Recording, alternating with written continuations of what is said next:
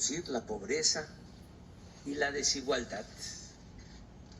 No obstante, es indispensable proteger lo que hemos alcanzado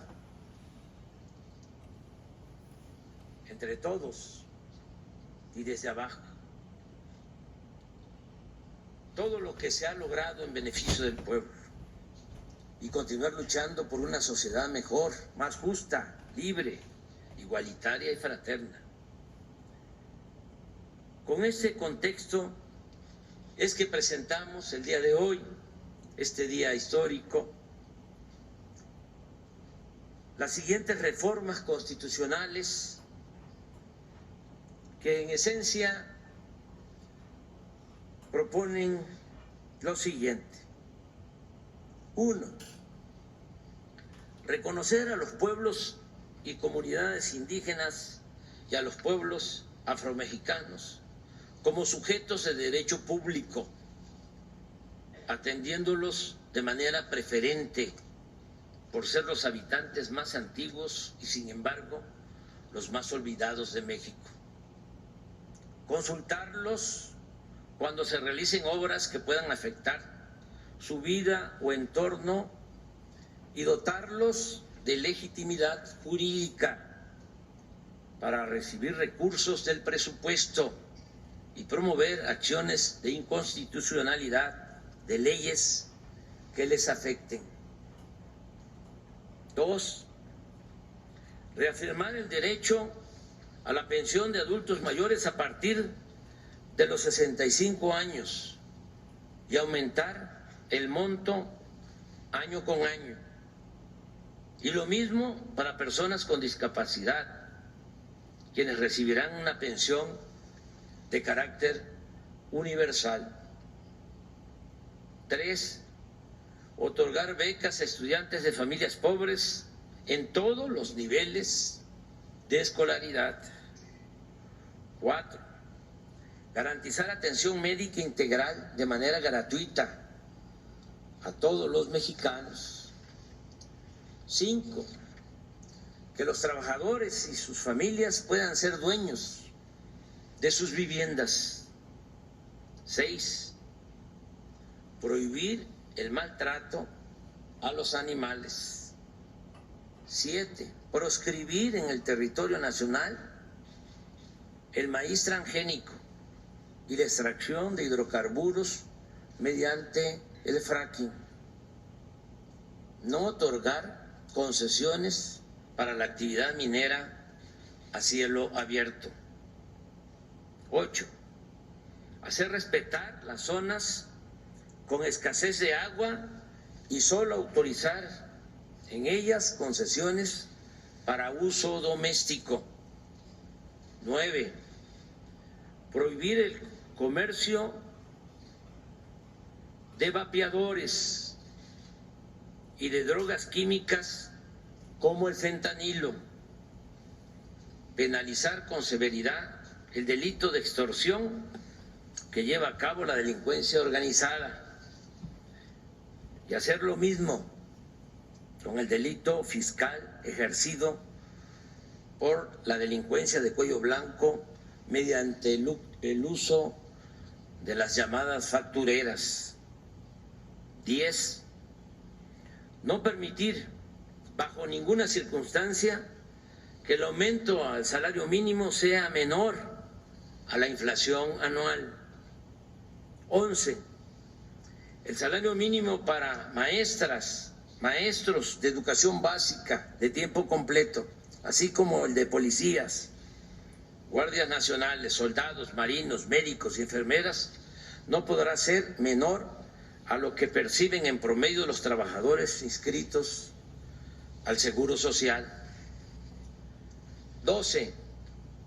Se propone revertir las reformas de pensiones, tanto la aprobada durante el gobierno de Ernesto Zedillo en 1997 como la impuesta en el 2007 por Felipe Calderón, porque afectan injustamente a trabajadores del Seguro Social y del ISSSTE, pues les impiden jubilarse con el 100% de su salario.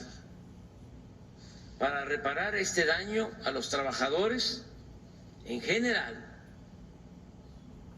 desde el 1 de mayo de 2024 se va a crear un fondo semilla de 64.619 millones de pesos que se irá incrementando poco a poco, al mismo tiempo que se utilizará lo necesario para compensar a los trabajadores afectados por las reformas antilaborales del periodo neoliberal. 13. Garantizar a los mexicanos el derecho a la educación y al trabajo. Y en el caso de los jóvenes, cuando no estén estudiando ni tengan oportunidad de conseguir un empleo, el Estado debe contratarlos y pagarles el equivalente a un salario mínimo durante un año, mientras se forman o capacitan en tiendas, talleres, empresas o cualquier actividad productiva del campo o la ciudad, tal como opera actualmente el programa Jóvenes Construyendo el Futuro. 14. Todos los campesinos que quieran cultivar sus tierras, sembrando árboles frutales y maderables, contarán con un jornal seguro, justo y permanente, como sucede con el programa Sembrando Vida. Los campesinos y pescadores seguirán recibiendo el apoyo directo del programa Producción para el Bienestar. Se mantendrán precios de garantía para la compraventa de alimentos básicos y se continuará entregando fertilizante gratuito a todos los pequeños productores del país para cumplir con un acto básico de justicia: que coman los que nos dan de comer. 15. Se utilizarán para trenes de pasajeros los 18,000 kilómetros de vías férreas concesionados durante el gobierno de Ernesto Zedillo y actualmente destinados únicamente al transporte de carga. Asimismo, el Estado estará obligado a garantizar el derecho del pueblo a los servicios de Internet, ya sea con una empresa pública o a través de concesiones a compañías particulares. En la reforma constitucional que proponemos y se entregará el día de hoy, se le devolverá a la Comisión Federal de Electricidad su carácter de empresa pública estratégica en beneficio de los consumidores domésticos y del interés nacional, criterio que le quitaron durante el periodo neoliberal con el propósito de favorecer la privatización de la industria eléctrica. 16. La nueva iniciativa de reforma electoral que presentaremos al Congreso desde el día de hoy, repito, contempla la reducción de los gastos destinados a campañas y a partidos políticos, la disminución del número de regidores en gobiernos municipales, el que se evite el uso de excesivas estructuras burocráticas electorales y eliminar las candidaturas plurinominales. El Congreso de la Unión se integrará por 300 diputados y no por 500, y el Senado se conformará con 64 y no con 128 legisladores como ocurre ahora.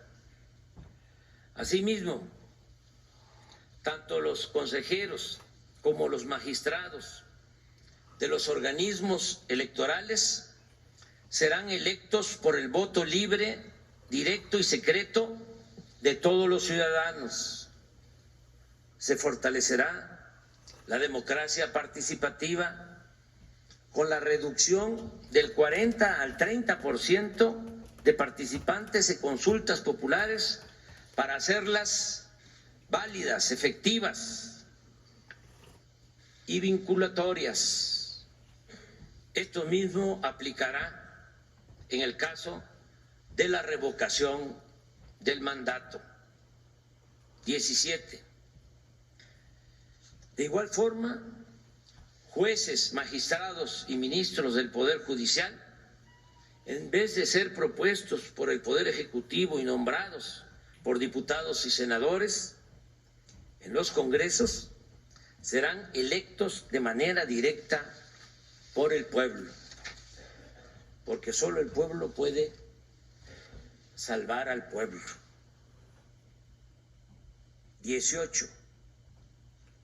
Para evitar que la Guardia Nacional se corrompa, como sucedió con la antigua Policía Federal, por la falta de doctrina, profesionalismo y lealtad al pueblo, se propone que esta institución, creada para cumplir tareas importantes de seguridad pública, forme parte de la Secretaría de la Defensa Nacional, con estricto respeto a los derechos humanos. 19. Convertir en política de Estado la austeridad republicana. Se volverá a redactar con mayor claridad y contundencia en el artículo 127 de la Constitución el principio de que ningún servidor público de los tres poderes pueda ganar más que lo que perciba legalmente el presidente de la República. De igual modo, no se permitirán privilegios ni extravagancias en ninguno de los poderes del gobierno federal para llevar a los hechos las palabras y las recomendaciones a los servidores públicos del presidente Benito Juárez, quien sostenía, lo recuerdo, para que no se tenga nada más el retrato del presidente Juárez y se olvide su pensamiento y su obra. Decía, no se puede gobernar a base de impulsos de una voluntad caprichosa, sino con sujeción a las leyes. No se pueden improvisar fortunas ni entregarse al ocio y a la disipación, sino consagrarse asiduamente al trabajo, disponiéndose a vivir en la honrada medianía que proporciona la retribución que la ley les señala. 20. Eliminar todas las dependencias, y esto se propone, y organismos onerosos y elitistas, supuestamente autónomos, sí, autónomos, del pueblo, no de la oligarquía, creados durante el periodo neoliberal con el único propósito de proteger negocios particulares en contra del interés público.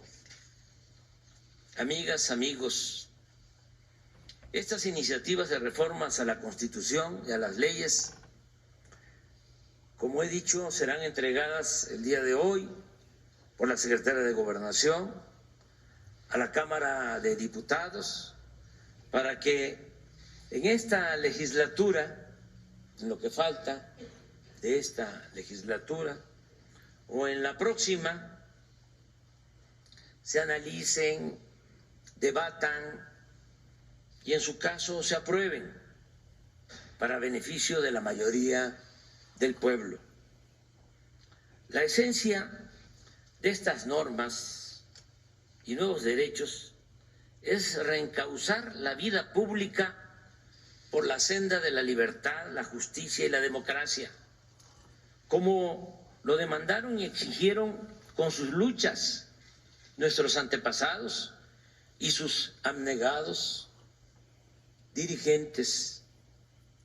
Estas propuestas son a todas luces distintas y contrapuestas a las reformas que se aprobaron durante todo el periodo neoliberal, cuando jamás en los 36 años de ese oscuro periodo se pensó en beneficiar al pueblo, sino fundamentalmente en ajustar el marco legal para facilitar el despojo, la corrupción y la entrega de bienes del pueblo y de la nación a una minoría.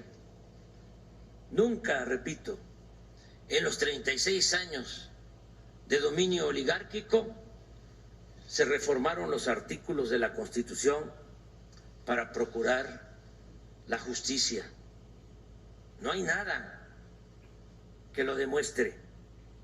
Todo lo aprobado por los legisladores en ese largo y nefasto periodo tuvo como distintivo el afán de lucro y el desprecio por las mayorías.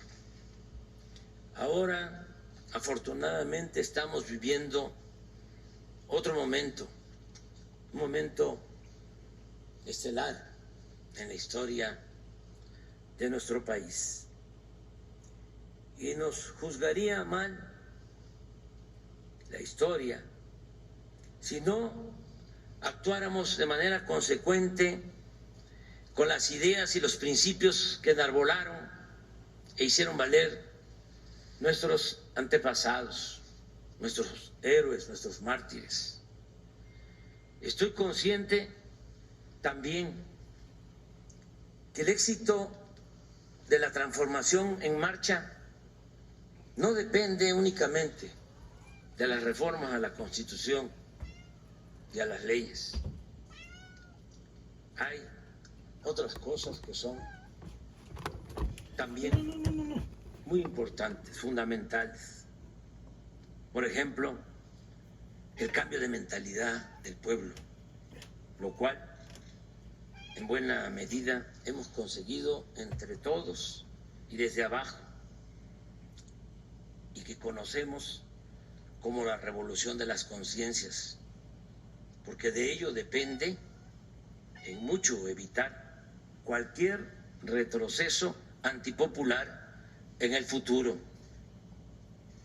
Además, como es sabido por muchos, estamos predicando y gobernando con el ejemplo. Ya ha quedado de manifiesto que somos partidarios del humanismo. Sin embargo, sería un error confiarnos y dejar pasar esta oportunidad histórica para hacer todo lo que esté a nuestro alcance con el propósito de afianzar valores, ideales y volver a imprimirle a la Constitución su carácter democrático y sobre todo eminentemente social. Sigamos avanzando, no dejemos de luchar ni un solo día. Pensemos siempre que nuestros esfuerzos y fatigas de la actualidad, fatigas de hoy, significan construir la defensa de lo alcanzado en beneficio de las nuevas generaciones. No perder el tiempo, no caer en el inmovilismo. No olvidemos que si por nuestros errores, desidia, o desviaciones, y valiéndose del dinero o la manipulación que llevan a cabo en los medios de manipulación, que no de información. Los reaccionarios logran regresar al poder, que sea mucho lo que tengan que echar atrás y que la regresión les resulte muy difícil, ardua, hasta el punto que les sea imposible el cancelar los beneficios que estamos estableciendo en bien del pueblo. Y que con esa certeza, si regresan los corruptos, las nuevas generaciones puedan, llegando el momento, recuperar el camino de la justicia, la paz, la democracia y la soberanía. Pero no se malinterprete, no estoy hablando del futuro inmediato, hasta donde alcanzamos a ver y a oír en la calle. El porvenir vendrá acompañado de la justicia. Mi reflexión va más allá de los próximos años, porque nada en política es eterno y en la democracia se gana o se pierde, y el pueblo es el que manda, y si se equivoca, vuelve a mandar. En síntesis, mi propuesta es que nuestra generación honre el legado del constituyente de 1917. De él recibimos una carta magna que, a pesar de las graves adulteraciones que sufrió durante el neoliberalismo, nos ha resultado fundamental para recuperar el país, limpiar la podredumbre de las instituciones y reorientar al Estado para ponerlo al servicio del pueblo. Gracias a nuestra Constitución de 1917 hemos podido emprender esta hazaña nacional en forma pacífica y democrática. Y ahora es justo y necesario, como nuestra aportación a la historia y a las nuevas generaciones, que le devolvamos a la Constitución del 17 toda su dignidad, su humanismo y su grandeza. Que viva la Constitución de 1824, que viva la Constitución de 1857, que viva la Constitución de 1917, viva la transformación, viva México, viva México, viva